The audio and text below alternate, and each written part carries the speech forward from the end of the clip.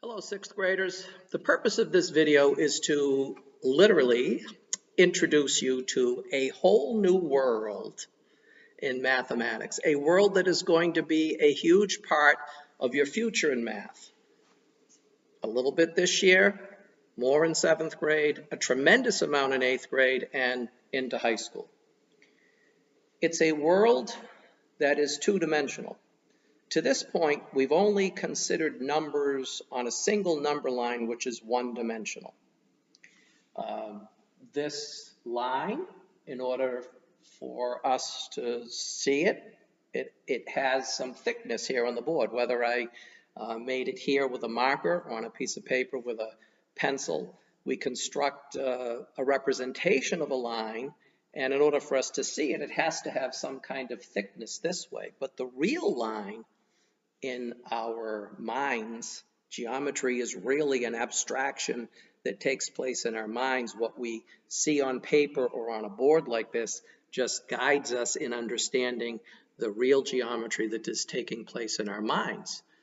A line has no thickness. It's only one-dimensional.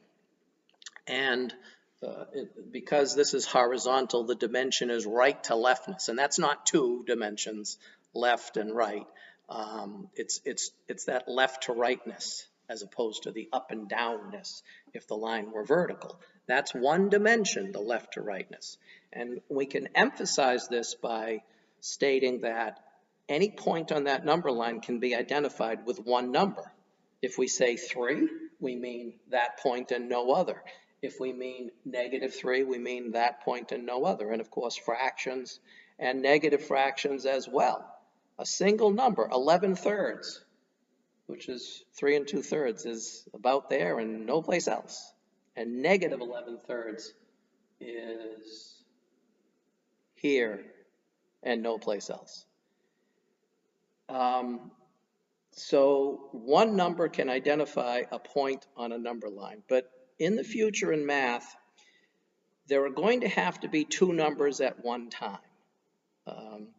One of the words that comes to mind in this area, which you can't really appreciate right now, I'll give you some appreciation for it this year, hopefully, the notion of a function. The way a function works, it's kind of like what very young students can do in the very low grades, an in and an out box. Let me give you a quick demonstration of that. In and out. So let's say we put in a 0, a 1, a 2, a 3, and then over here out comes a 4, a 5, a 6, and a 7. Well, a very young student, a first grader, can immediately recognize that what's going on in this in and out box is we're adding 4 to the number that goes in to get the number that comes out. Two numbers, the number that goes in, the number that comes out. For now, let's just leave it at that this universe that I'm going to now introduce you to can be related to this kind of situation where we have a number coming in and a number coming out. Now, I'll just mention, you can tuck away in the back of your mind right about here, there's a word function, F-U-N-C-T-I-O-N, function. Functions are a huge part of this future in math, and functions live in a two-dimensional universe. They cannot exist in this single, this one-dimensional universe of a line. It has to be two-dimensional. So let's now create that two-dimensional universe. There are times in math when I introduce something to students, a way of doing things, and then I will ask the students, I phrase it as a question, but I'm really kind of suggesting what the answer is. The question I ask is, if you were going to invent this system, wouldn't you do it like this? Hopefully a student won't say, no, I do it differently, because the point I'm trying to make is that very often the way things are established in math, the rules, the way we do things are natural. And if we were going to invent it, we'd do it the same way. Here's the two-dimensional universe now. And how was it created? Well, I took a copy of that horizontal number line and I rotated it 90 degrees counterclockwise. Make sure you understand the notion of clockwise and counterclockwise. The old-fashioned clocks with hands, the way that the hands go is clockwise. The other way, counter means the opposite of, is counterclockwise is the opposite way that the hands of a clock move. Well, if I took a copy of this horizontal number line and rotated it 90 degrees counterclockwise, you see the arrow there, this is the opposite way that the hands of a clock move, I would have a vertical number line. It's the same number line, rotated 90 degrees counterclockwise. One's horizontal, the original is horizontal, the other one is vertical. Now, why counterclockwise? Why not rotate it 90 degrees clockwise like this? We'd still have a horizontal and a vertical line, but if we had rotated it clockwise, the positive numbers would have come down below rather than above. Now again, if you were inventing the system, would you have the positive numbers on the vertical number line up, or would you have them down? Well, it's natural to have them up. I've suggested to students through the years that one of the most common things in all of human culture is that up is positive and down is negative. Just think of, in our faith, the two H words, heaven and hell, right? Heaven's up, hell's down, positive, negative. Very, very natural. And that's how it was done. If it had been done the other way, it would have seemed weird to probably everybody in the world. And now we have a two-dimensional universe. In geometry terms, it's a plane. It's a flat surface. It's an infinitely big flat surface. This board, we look at that board and we can easily imagine in our minds this flat surface extending forever. Or if you look down at the top of your table or the top of your desk, a flat surface, that's a plane, and we imagine it being infinitely big.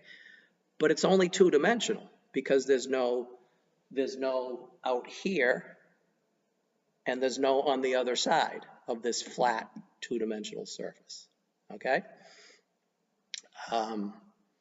Space, the space that we live in is three-dimensional, but we're going to confine ourselves right now to this two-dimensional universe. Two numbers are required to locate any point in this two-dimensional universe. That goes together. When we had just the single line, the one-dimensional universe, one number could perfectly identify one point. But in this two-dimensional universe, it's impossible to identify or locate a point with one number. We need two numbers. The next thing we need to do, we need to be able to refer to these two lines that are creating the two-dimensional universe. And by tradition, the way we do that is we call the horizontal line X, and by tradition, we put an X over here but beneath the line on the right. And the vertical line we call Y. And by tradition, we put a Y to the right, up above to the right of the line. That's arbitrary, but that's how it's usually done. The X and Y plane, it's called. The X and Y coordinate plane, coordinate, C-O-O-R-I-D,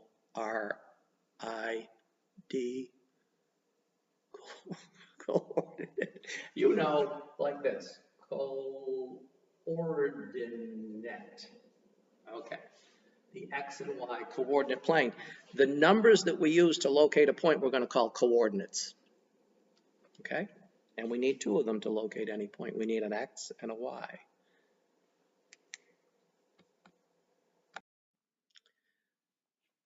Before we get into these two coordinates to identify any point in this plane, I want to point out the intersection of the two lines. And I kind of left something out earlier when I was talking about the 90-degree counterclockwise rotation. When you make a rotation, you have to have a fixed point that you rotate around. And in the rotation that I made to create the vertical number line, that fixed point was 0. 0 on the original x-axis. And because it was a fixed point that I rotated that copy of the x-axis around, it's also 0 on the y-axis. Right? That point where the two lines intersect is 0 on the horizontal x-axis, and it's also 0 on the vertical y-axis. I think I just introduced another word there. It's so common, so habitual for me. The horizontal x line and the vertical y line are called axes. That's the plural A-X-E-S. One of them is an axis, A-X-I-S. The x-axis and the y-axis. Those two lines, those two axes create the universe, the two-dimensional universe. And let's now get into this notion of coordinates. And again, I'd like to ask you the question, if you were going to invent the system, and if we called that horizontal axis x, and we called the vertical axis y, that's a tradition, a custom. But once we do that, doesn't it make sense to put the two numbers that we're going to use to locate a point in alphabetical order? You would do that, wouldn't you? And that's what was done. X, comma, y. It is crucial that you remember that, but it's easy to remember because it's in alphabetical order. We indicate the right to leftness first and then the up and downness of a point. So, for example, what about this point, 3, 2? And this is the tradition to separate the two coordinates. This is the x coordinate, this is the y coordinate, to put them in parentheses and separate them by a comma. This point, 3, 2, what it means is we go 3 to the right and then up 2 in that order. 1, 2, 3, and then 1, 2. So let's call that the point A, capital A. I'll put an A right next to it there, okay? That's where the point A is. It's 3 to the right and up 2, not the other way around, because the point B, let's say the point B is 2, 3. That's a different point. So right away we see that these coordinates, the x and y coordinate, it's not commutative. 3, 2 is different from 2, 3. In fact, these pairs of numbers are frequently called ordered pairs because the order makes a difference. An ordered pair, 3, 2, is different from the ordered pair, 2, 3. The point B, over 2 this way and up 3 would be here. And you see that they are different points. Now, the x and y axes divide the infinitely big plane into 4 regions, not counting the lines themselves, which we'll come back to. The lines form the borders of 4 regions in the plane, and they're obvious, right? There's one up here, there's one over here, one down here, and one over there. And notice I went counterclockwise. There's a tradition in math of going counterclockwise, and I think it all begins with this notion that to get the positive numbers up, which seemed natural, we had to go counterclockwise. And by tradition, that region, where both the A and the B are, is identified as Roman numeral 1. And they're called, the 4 regions, wait for it, the 4 regions are called quadrants. Q-U-A-D-R-A-N-T-S. Quad, of course, means 4, so it's perfectly natural to call them quadrants. By tradition, this is quadrant 1, and it's a tradition that makes sense because a lot of times we only use quadrant 1. where both numbers are positive. Sometimes there's no need for any negative numbers. In quadrant 1, both the x coordinate and the y coordinate are positive. So we can do this, plus, plus. That's indicating that in quadrant 1, both the x coordinate and the y coordinate are positive. You can see that with the points A and B, 3, 2, and 2, 3. Make sure you realize that every point up here will have an x coordinate that's positive and a y coordinate that's positive. Because this quadrant 1 is to the right, so the x is positive, and it's up, so the y is positive. So let's look at a couple of other points. Let's look at C and D. I'm going to call point C. The coordinates of point C are going to be -3, 2. How about that? -3, 2. And you can probably guess that, well, maybe you wouldn't guess, because before what I did was I switched the order, but I'm not going to do that here. I'm not going to switch the order and do 2, -3 like that. What I'm going to do instead is I'm going to say -2, 3. Okay? Can you figure out where C and D are going to be located? Remember that the x coordinate tells you where you are right to left.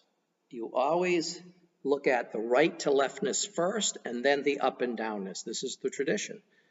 X, y, alphabetical order. X is the horizontal axis, left to right. Y is the vertical axis, up and down. The point C, -3, 2. The -3 says we have to go 3 to the left. 1, 2, 3 to the left. There's -3 there. But now up 2, that's positive. Up 2. So here is the point C. -3, 2 is 3 to the left and up 2. And then there's a point D, which is -2, 3. -2, 3. 2 to the left and up 3. That's different. It's a different point.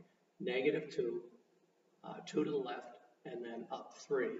This is the point D, -2, 3. Okay? Now, I've written the points and their coordinates over here in quadrant 4. I'm going to have to erase those at some point in order to work in quadrant 4. And you may be wondering, where does quadrant 4 come to? What's he talking about? Well, remember I said we go counterclockwise. We call this quadrant 1. So this is Roman numeral 2. And let's just finish it right now, continuing counterclockwise. This is quadrant number 3, Roman numeral, by tradition. And quadrant 4 is over here, Roman numeral, IV is 4. In Roman numerals, when a smaller number is before the bigger number, it's a subtraction. So this is 5 minus 1. 6 would be VI, 5 plus 1. Little Roman numerals for you there. And what about the signs in quadrant 2? Well, we had -3, 2 and -2, 3, negative and positive. And that's true for all points in quadrant 2. For all points in quadrant 2, the x is negative and the y is positive. Why is that? Well, quadrant 2 is to the left and up. Because it's to the left, the x is negative. And because it's up, the y is positive. Okay? Can you figure out what's going on in quadrant 3? Well, I'm going to pause the video. I'm going to put some other points out here. Put a couple of points in quadrant 3, and then I'll put a couple of points in quadrant 4. We won't be done at that point, but we'll be getting close. So a little pause. Let's make our next 2 points E and F. And by the way, there's a very strong tradition in geometry to use capital letters to stand for points. Lowercase letters, small letters could refer to a line. Let's say line little a, line little b. We sometimes use letters like that to identify lines. But when we're identifying points, we use the capital letters. You'll see as you go forward in geometry that that's a tradition. Capital E, I've said let's make it -3, -2. So what does that mean? Go 3 to the left and then down 2. Always left to right first and then up or down. 3 to the left, -3, and down 2. So -3, -2 is there, right? The point E. The point F, now again, notice that it's not commutative. -2, -3 is different from -3, -2. These are ordered pairs. The order makes a difference. And before I forget, let me just throw a shout out there to René Descartes. René Descartes was a French mathematician who was given credit for inventing this.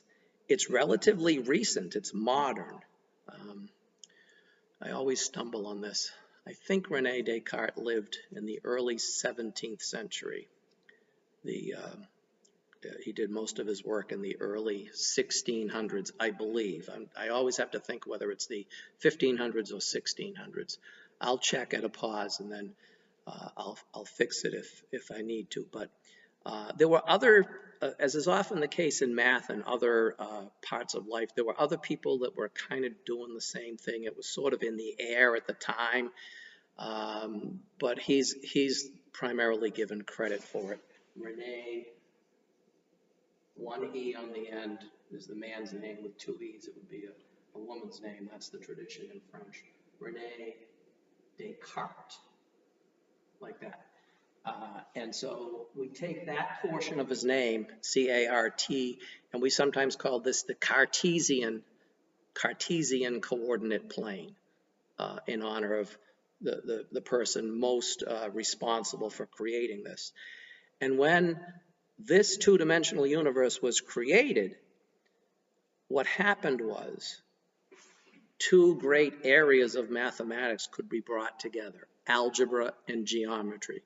The geometry is clear here. We see things, we see points, but what we're going to learn as we go forward, what we're going to do with this, I talked earlier about in and out boxes and something called functions.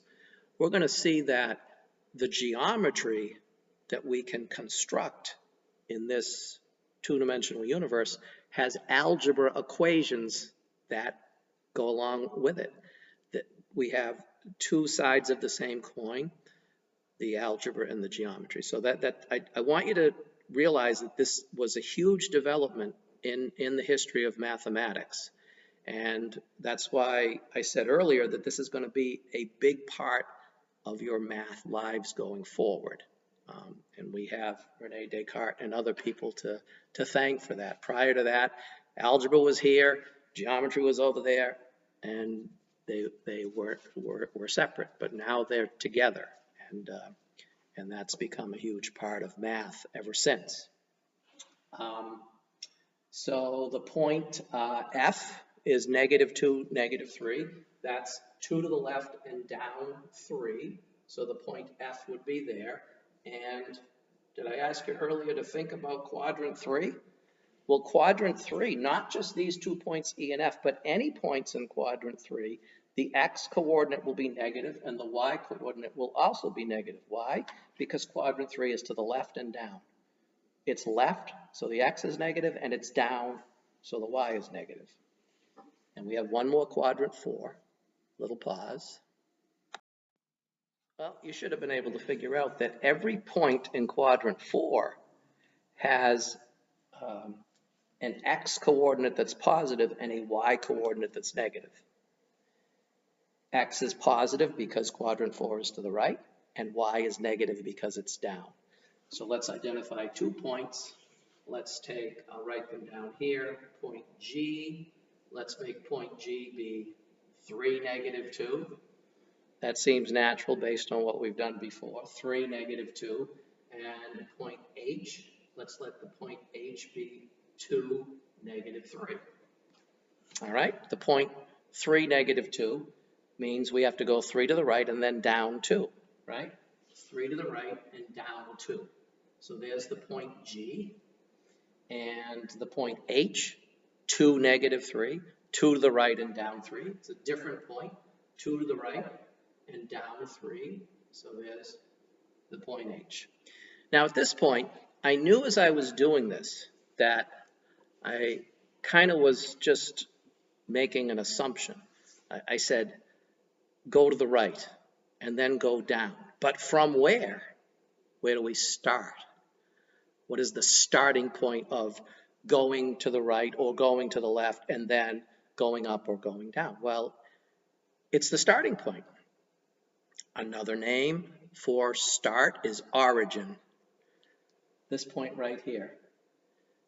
Now, the way I've written this out, there's only 1 0 there, but I said earlier, this point is 0 on the x-axis, and it's also 0 on the y-axis because that was the fixed point of the rotation. So let's identify a point now, and I'm going to skip over some letters, and I'm going to call it point O. This is a capital letter O. It's not a 0. The point O, its coordinates are 0, 0. And by tradition, we label it O. Very often in books, it's labeled O for the word origin. It's origin because it's where we start from. It's the origin point of going right to left, followed by up or down. So this is the point O, right there. Okay, where x is 0 and y is 0. Now, that origin is not in any of the quadrants. And neither is this point right here, the point 5 on the x-axis, or the point -2 on the x-axis, or the point 3 on the y-axis, or -3 on the y-axis. Those points that are on one or both axes, right? There's only one point that's on both axes. That's the origin, the point of intersection. But then you've got an infinite number of points that are on the x-axis, infinite number of points on the y-axis. They're not in any origin. They're not in any quadrant. And if you notice, with all of the coordinates that I use to locate these points in the quadrants, none of the coordinates were 0. So we have to account for when x is 0 or when y is 0. And we've already done that with the origin. When both the x and y are 0, we have this point right here that we call the origin. Okay, but let's identify some other points that are either on the x-axis or on the y-axis. Well, what if we start at the origin and go 3 to the right and stop there? Okay, 3 to the right and stop. I got to H here. So let's call that point I. Now notice, if we go 3 to the right from the origin and stop right there, we don't go up or down, we're on the x-axis. We've gone 3 to the right. So the x coordinate is 3. And then we didn't go up or down. So what's the y coordinate? What do you think? 0, right? This point I, which is on the x-axis, is 3, 0, because we went 3 to the right and then we did not go up or down. You remember, up is positive, down is negative. So what number is neither positive nor negative? It's 0, right? Let's take a point over here.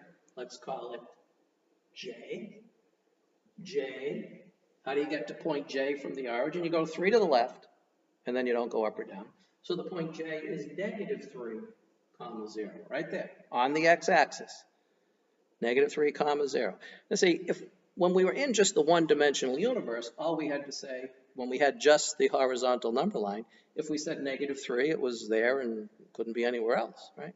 But now that we're in the two-dimensional universe, if we want to indicate this point on the x-axis, this point here on the x-axis, it's not enough to just say -3. Because actually, see that point C? Remember we did point C? That point C also has an x coordinate of -3, but it's up 2 as well. So it's a different point. We need those 2 coordinates to identify any point. And when we're on the x-axis, the y coordinate is 0 because we've not gone up or down. And it's a similar thing on the y-axis. Let's look at this point here. And what are we up to now? K, point K, all right? I'll sneak it in right here. Now, this point K, it's just 3 units above the origin. It's on the y-axis. And we didn't go right or left. To go from the origin to this point K, we did not go right or left. So the x coordinate is 0. Okay? We don't go right or left from the origin, and we just go up 3. So it's 0, 3. It's on the y-axis. This takes a little getting used to, perhaps, that when you're on the y-axis, the x is 0. When you're on the x-axis, the y is 0. It might seem backwards, but it isn't if you think about how this all works and how you get from the origin to a point. We'll do one more. This one down here, we'll call it L. I'm going to erase that quadrant 4. I'll put the quadrant 4 down here. All right? And the point L, well, where is the point L? It's on the y-axis. And I started at the origin, and I didn't go right or left. I just went down 3 to get to point L. I didn't go right or left, so the x is 0. But then I went down 3, so the y is -3.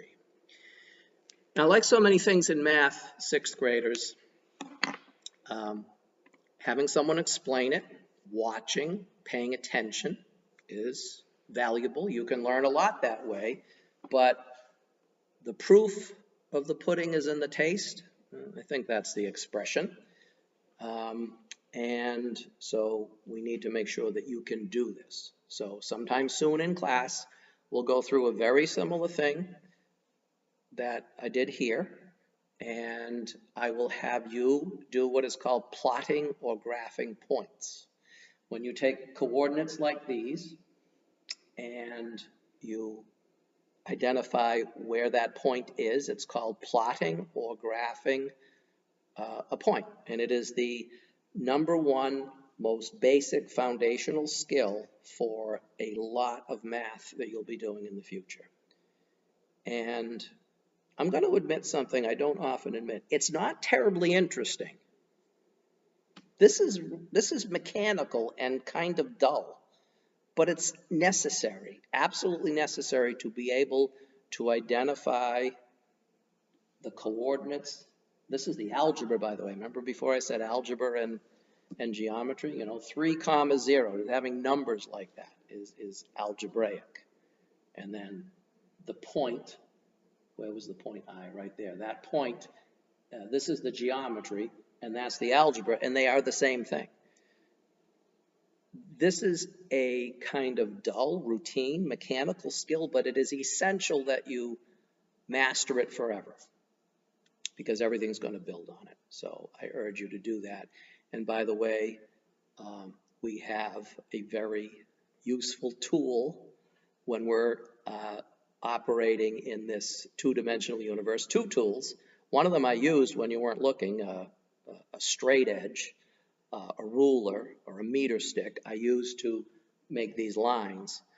And here, of course, I just had to sort of count, and it was kind of easy to do, go over 3 and up 2, and I had these